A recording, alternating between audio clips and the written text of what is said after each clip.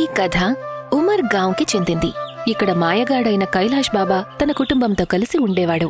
ఈ మాయగాడు ఒక తాంత్రికుడు కాదు, ఇక్కడి ప్రజలందరికీ కూడా మంచి చేసే ఒక సిద్ధ వ్యక్తి. కైలాష్ బాబా తన ఒక్కగానొక్క కూతురు సంజనా సంబంధం కోసం కంగారు పడుతుంటారు. భగవంతుడి దయవల్ల ఆ చింత కూడా దూరం అవుతుంది. తన సంజనా పెళ్లి అదే ఊరికి చెందిన సంజయ్తో జరుగుతుంది. కైలాష్ బాబా తన కూతురి పెళ్లిలో కట్నానికి బదులు ఒక అద్భుతమైన మాయా ఇంటిని బహుమానంగా ఇస్తాడు. అందులో అన్నీ వాటంతటవే జరుగుతాయి. సంజయ్ ఇంకా అతని తల్లి ఆ మాయా ఇంటిని పొందినందుకు సంతోషంగా ఉంటారు. అత్తయ్య, మీరు ఇంట్లో సంతోషంగా ఉన్నారు కదా? కోడలా, నువ్వెందుకలా అడుగుతున్నావు? ఎందుకంటే మా నాన్న నా పెళ్లి కట్నంగా ఈ ఇంటిని మాత్రమే ఇచ్చారు, ఇంకేం ఇవ్వలేదు.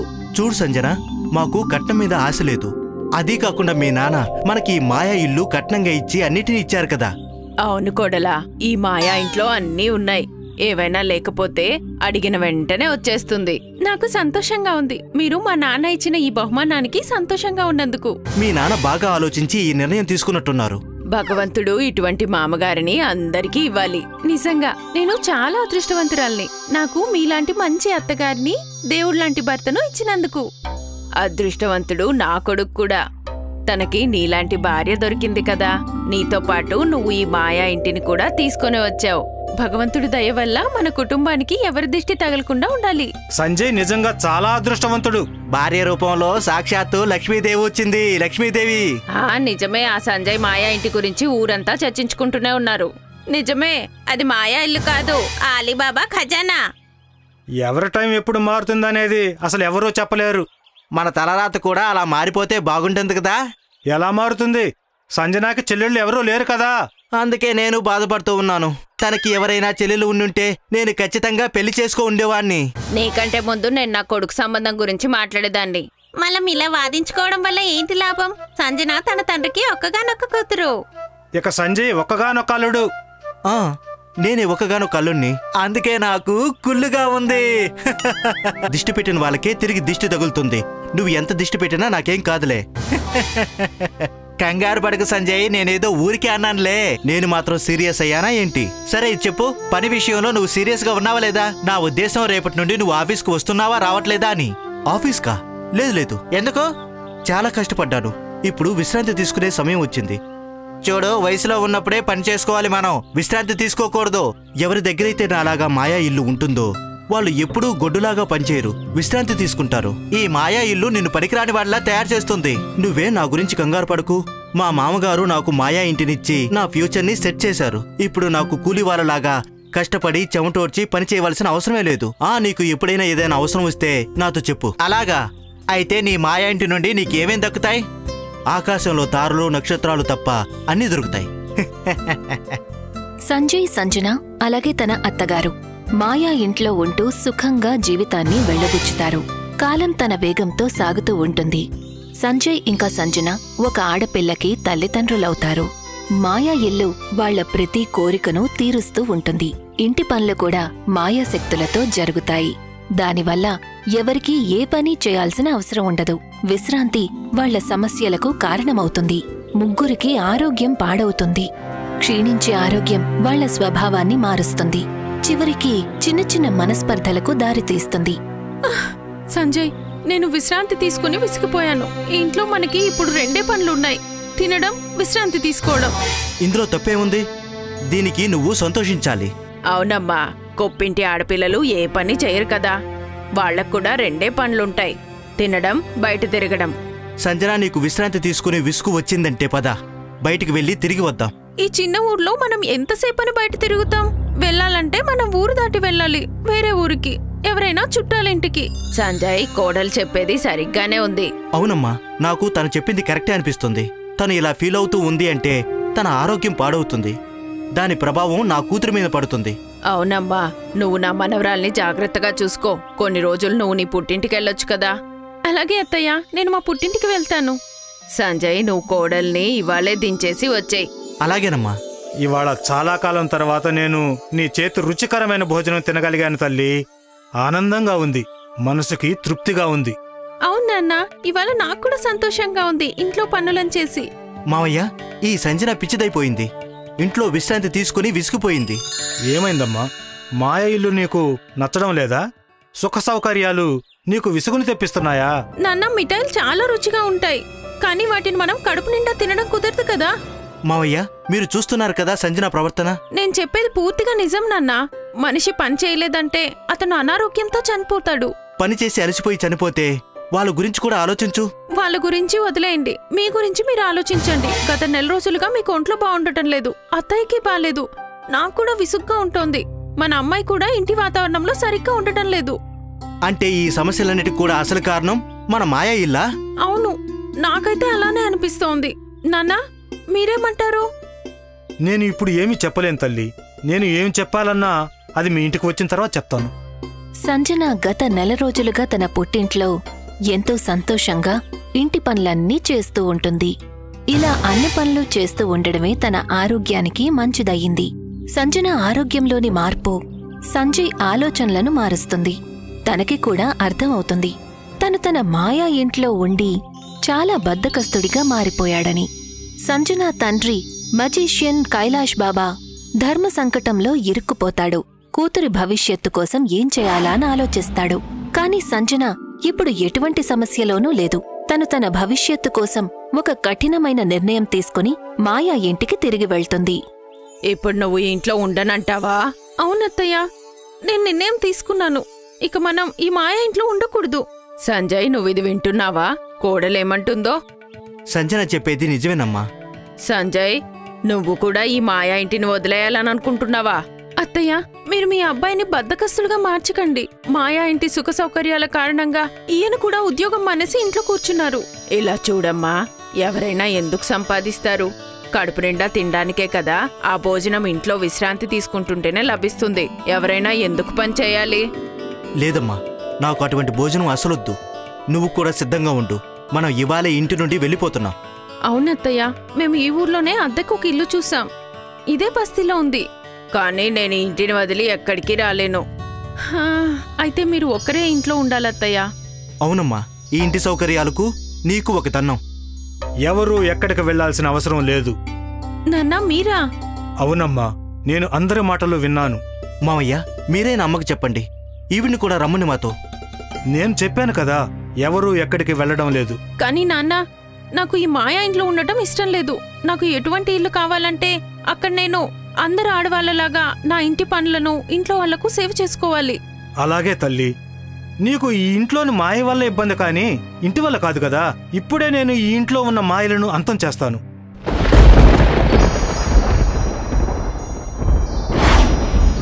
అమ్మ సంజన, ఇప్పుడు నీ ఇల్లు మాయా ఇల్లు కాదు, ఇది కూడా ఒక మామూలు ఇల్లుగా మారిపోయింది. ధన్యవాదాలు నాన్న, నాకు ఇటువంటి ఇల్లే కావాలి. ఇప్పుడు మేము ఎంతో సంతోషంగా ఎంతో కష్టపడి ఈ ఇంటిని గడుపుతాం. నేను ఇవాళ ఒక పాఠం నేర్చుకున్నాను. కూతురి సంతోషం కోసం మాయా ఇల్లు లేక అన్ని సుఖ సంతోషాలు ఉన్న ఇల్లు ఇస్తే సరిపోదు. కూతురికి ఏమైనా ఇవ్వాలి అనుకుంటే తనకు మంచి గుణం, అలాగే సంస్కారాన్ని ఇవ్వాలి. ఇంటి పనులను చేయడం, తన వాళ్లకు ప్రేమను పంచే గుణం నేర్పించాలి. ఏ అమ్మాయి అయితే తన పుట్టింటి నుండి వీటన్నిటినీ నేర్చుకుని వస్తుందో తను తన అత్తవారింట్లో ఎప్పుడూ కూడా సంతోషంగా ఉంటుంది. అవును నాన్న, నేను కూడా ఈ విషయం తెలుసుకున్నాను. సంతోషం మాయా ఇంట్లో లేక వెండి బంగారాల్లో అస్సలుండదు. అవును సంజన, సుఖం ఎప్పుడూ మట్టి ఇంట్లో, జీవిత సంఘర్షణలో మాత్రమే లభిస్తుంది. శబాష్ పిల్లలు, నేను స్వార్థంతో మీ ఇద్దరిని పరీక్షించాలనుకున్నాను. మీ ఇద్దరిని చూస్తుంటే చాలా ఆనందంగా ఉంది. ఇది ఆనందపూర్ గ్రామం. ఆ గ్రామం ఎప్పుడూ సంతోషంగా ఉండేది. అక్కడ వాళ్ళందరూ చాలా మంచివారు. ఇంకా వాళ్ళ పనుల్లో బిజీగా ఉండేవారు. గ్రామంలో గార్డెన్ దగ్గర పిల్లలు ఆడుకుంటూ ఉండేవారు. గ్రామంలో ప్రతి సంవత్సరం ఒక ఉత్సవం జరిగేది. ఆ ఉత్సవంలో చాలా పోటీలు జరిగేవి. ఇంకా ఇవాళ ఆ పోటీల గురించి చెప్పబోతున్నారు. వినండి వినండి వినండి, ఈ సంవత్సరం గ్రామ వార్షికోత్సవంలో ఒక కొత్త పోటీని చేరుస్తున్నాము. ఫ్యాన్సీ డ్రెస్ పోటీ. ఈ పోటీలో ఎవరైతే గెలుస్తారో వాళ్ళకి చీఫ్ గెస్ట్ చేతుల మీదుగా పురస్కారం దొరుకుతుంది. ఇంకా బహుమతిగా 10 సంచీల బియ్యం ఇంకా 2 సంచీల పప్పు కూడా ఇస్తారు. అందుకే పోటీలో తప్పకుండా పాల్గొనండి. ఫ్యాన్సీ డ్రెస్ కాంపిటీషనా అంటే ఏంటి? ఈ విషయం కూడా నీకు తెలియదా పిచ్చిదానా? ఈ పోటీ ఏంటి అంటే మనం ఈ పోటీలో వేరే వేషం వేసుకోవాలి. నేను రాజకుమారి వేషం ధరిస్తాను. నేను కూడా. మరి నువ్వు మీనా? తననెందుకు అడుగుతున్నావు? తన దగ్గర మంచి బట్టలు కూడా ఉండవు వేసుకోవడానికి. ఇంక తను పోటీలో ఏం పాల్గొంటుంది? అవును. మీనా తన చినిగిన బట్టలు చూసుకుని తనకి సిగ్గుగా అనిపిస్తుంది. కాని అప్పుడే మీనా బహుమతి గురించి ఆలోచిస్తుంది.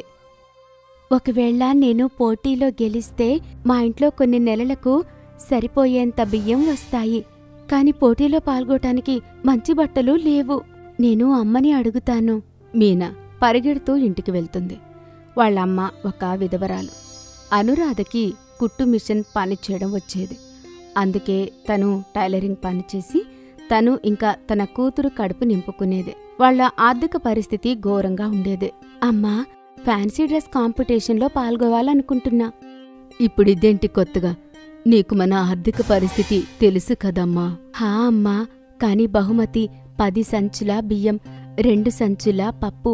అది నేను విని అనుకున్నాను, ఒకవేళ నేను గెలిస్తే చాలా నెలల వరకు మనకి ఇంట్లో బియ్యానికి లోటు ఉండదని. ఇంకా మీకు బట్టలు కుట్టడం వచ్చు కదా? బట్టలు కుట్టడం వచ్చు, కాని బట్టలు కుట్టడానికి బట్ట ఉండాలి కదా. నా దగ్గర కేవలం తెల్ల చీర ఉంది. కుట్టమంటే చెప్పు, దానితో నేను నీకు కుడతాను. మీనా ఆలోచిస్తూ ఉంటుంది. తెల్ల చీరతో తను ఎలాంటి ఫ్యాన్సీ డ్రెస్ తయారు చేయించుకోగలదు అని. అప్పుడే తనకి ఒక ఐడియా వస్తుంది. హా అమ్మా, నేను ఏంజిల్ని అవుతాను. ఏంజిల్స్ తెల్లబట్టలు వేసుకుంటాయి కదా. కాని ఏంజిల్ డ్రెస్ పైన చాలా రకాల అలంకరణ చెయ్యాలి. ముత్యాలు, పగడాలు, ఇంకా చాలా రంగులు ఇలా వేయాల్సి ఉంటుంది మీనా. మీరు డ్రెస్ కుట్టడమైతే మొదలు పెట్టండమ్మా, నేను ఏదో ఒకటి వెతుకుతాను. సరే. మరుసటి రోజు మీనా ఆడుకుంటూ ఆడుకుంటూ అడవికి వెళ్ళిపోతుంది. తను ఇప్పుడు అడవికి వెళ్తూ ఉండేది. తనకు సీతాకోకచిలుకలు వెంబడించడం ఇంకా నెమళ్లతో ఆడుకోవడం అంటే చాలా ఇష్టం. అలా తను అడవిలో వేరే భాగానికి వెళ్ళిపోతుంది. ఇది ఎలాంటి చోటు? నేను ఇలా ఎప్పుడూ ముందుకు రాలేదు. ఆ చోటున చాలా రంగురంగుల పువ్వులు ఉన్నాయి. ఇంకా మధ్యలో ఒక పెద్ద చెట్టు కూడా ఉంది. వా, ఎంత బావుంది! నేను వీటన్నింటినీ నా డ్రెస్ మీద పెట్టుకుంటే బావుండు. హఠాత్తుగా ఆ చెట్టు మాట్లాడుతూ ఉంటుంది. ఖచ్చితంగా పెట్టుకోగలవు. ఎవరు మాట్లాడుతున్నారు? అరే, ఇక్కడ నేను. మీనా తన కళ్ళను నమ్మలేకపోతుంది. ఆ చెట్టు మాట్లాడుతూ ఉంటుంది. ఇంకా దానికి కళ్ళు కూడా ఉన్నాయి. అదెలా సాధ్యం? సాధ్యమే, ఎందుకంటే నువ్వు మాయా అడవిలో ఉన్నావు. మీనా, నాకు తెలుసు నువ్వు ఫ్యాన్సీ డ్రెస్ పోటీలో గెలవాలనుకుంటున్నావని. బహుమతి గెలిచి మీ అమ్మకి సహాయం చేయాలనుకుంటున్నావు. నువ్వు మాట్లాడగలవా? అంటే నువ్వు మామూలు చెట్టువి కాదు, మాయా చెట్టువి. అయితే నువ్వు నాకు నీ మాయతో ఏంజిల్ డ్రెస్సు ఇయ్యగలవా?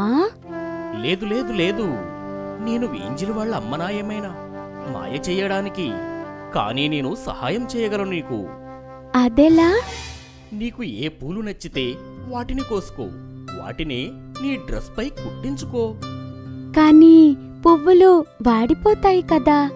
అరే, అవి మాయా పూలు, ఎప్పటికీ వాడిపోవు. బా! మీనా వెంటనే రంగురంగుల పువ్వులు తెంచుతుంది. ధన్యవాదాలు మాట్లాడే చెట్టు. నాకు ఆనందంగా ఉంది నీకు సహాయం చేసినందుకు. All the best. ఆ పువ్వులన్నీ తీసుకుని మీనా ఇంటికి వెళ్ళింది. చూడు మీనా, నీ డ్రెస్ సిద్ధంగా ఉంది. అమ్మా, నేను అలంకారం కోసం పువ్వులు కూడా తెచ్చాను. పువ్వులతో అలంకారమా? ఇవి వాడిపోతాయి మీనా. లేదమ్మా, ఇవి మాయా పువ్వులు, వీటికి ఏమీ కాదు. మీనా ఒక పువ్వు వైట్ డ్రెస్ పైన పెడుతుంది. ఇంకా ఆ పువ్వు వైట్ డ్రెస్కి అంటుకుంటుంది. అలానే మిగతా పువ్వులు కూడా డ్రెస్ పైన అంటుకుంటాయి. రంగురంగుల పువ్వులతో ఆ డ్రెస్ చాలా అందంగా కనబడుతుంది. వా, ఇది చాలా అందంగా ఉంది. హా అమ్మా, కానీ ఏంజిల్ రెక్కలు స్టిక్ ఎక్కడ ఉన్నాయి? అనురాధ అల్మారి తెరిచి అందులో నుంచి రెక్కలు ఇంకా మ్యాజిక్ స్టిక్ తీసి ఇస్తుంది. అది తను ముందే చేసి పెడుతుంది. సాయంత్రం గ్రామం మైదానంలో స్టేజీ వేశారు. గ్రామంలో పిల్లలందరూ వేరే వేరే వేషాల్లో ఉన్నారు. ఒకరు రాజకుమారి, ఒకరు మాయగాడు, ఇంకా ఒకరు పంతులు, ఇంకొకరు డాక్టర్. రాధ ఇంకా ప్రియా గొడవ పడుతూ ఉంటారు. అప్పుడు మీనా తన అందమైన డ్రెస్ వేసుకుని అక్కడికి వస్తుంది. తనని చూసి అందరూ ఆశ్చర్యపోతారు. పోటీ మొదలైంది. పిల్లలందరూ స్టేజీ మీద నడుస్తూ ఉంటారు. ఇంకా జడ్జెస్ వాళ్ళకి నంబర్స్ ఇస్తూ ఉంటారు. వాళ్ళు మీనాని తోసేసి కింద పడేయాలి అనుకుంటారు. తను కింద పడబోబోతుంది. కానీ తను హఠాత్తుగా గాలిలో ఎగురుతూ ఉంటుంది. ఇంకా అందరి ముందు నిజమైన ఏంజిల్ వస్తుంది. ఏంజిల్ తన మాయతో మీనాని గాలిలో ఎగిరేలా చేస్తుంది. మీనా, నువ్వు చాలా మంచిదానివి. మంచి వాళ్ళకి ఎప్పుడూ మంచే జరగాలి. మీనాని జాగ్రత్తగా కిందికి దించి ఏంజిల్ తన పైన మాయాకర్రను తిప్పుతుంది. దానివల్ల మీనా డ్రెస్ మీద ఉన్న పువ్వులన్నీ మెరుస్తూ ఉంటాయి. ప్రజలు అదంతా చూసి ఆశ్చర్యపోతారు. మీనా డ్రెస్ నుంచి వచ్చే వెలుగు దూరం వరకు మెరుస్తూ ఉంటుంది. ఇంకా నేను వెళ్తాను. ఏంజిల్ మాయ చేసి వెళ్ళిపోతుంది. ఇంకా జడ్జెస్ మీనాకి ఫస్ట్ ప్రైజ్ ఇస్తారు. ఇంకా తోడుగా బహుమతులు అన్నీ కూడా. మీనా పేదపిల్ల అయినా ఫ్యాన్సీ డ్రెస్ పోటీ గెలిచింది. ఇంకా తను వాళ్ళ అమ్మకి సహాయం కూడా చేసింది.